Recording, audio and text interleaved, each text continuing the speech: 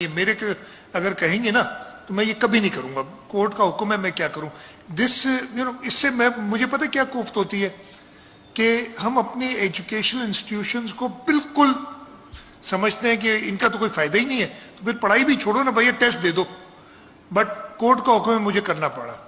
अब हुआ ये कि for example junior clerk 9 grade का होता है आजकल, पहले 7 का होता था, शायद 9 का है, 11 का हो गया, सॉरी।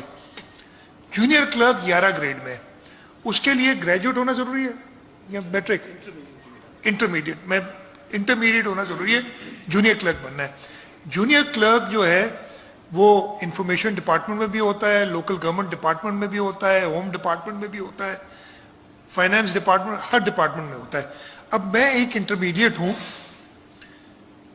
इन 10 डिपार्टमेंट्स में या 20 डिपार्टमेंट्स में जूनियर क्लर्क की वैकेंसी आती है, मैंने जूनियर क्लर्क बनना है।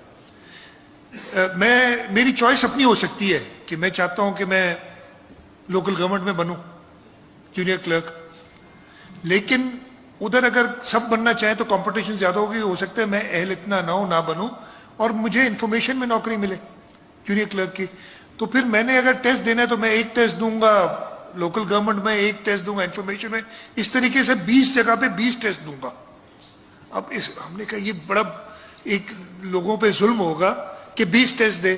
हमने कहा एक सिंगल टेस्ट कर लो, एक टेस्ट करो मैट्रिक लेवल का जो मैट्रिक के हैं, एक करो इंटरमीडिएट का और एक करो ग्रेजुएट लेवल का।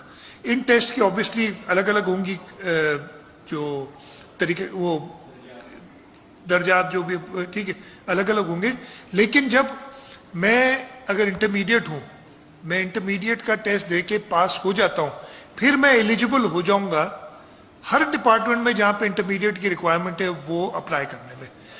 हम टेस्ट के कुछ नंबर रखेंगे और बाकी इंटरव्यू के।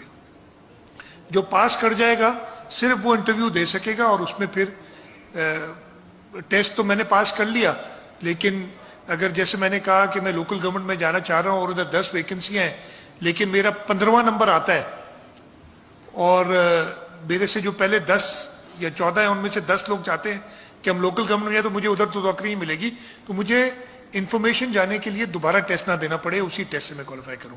तो ये बहुत मेरे ख्याल हमने आसान किया है। दूसरा, हार्ड एरियाज की आपने बात की, हमने रिव्यू किया इसको कैबिनेट में।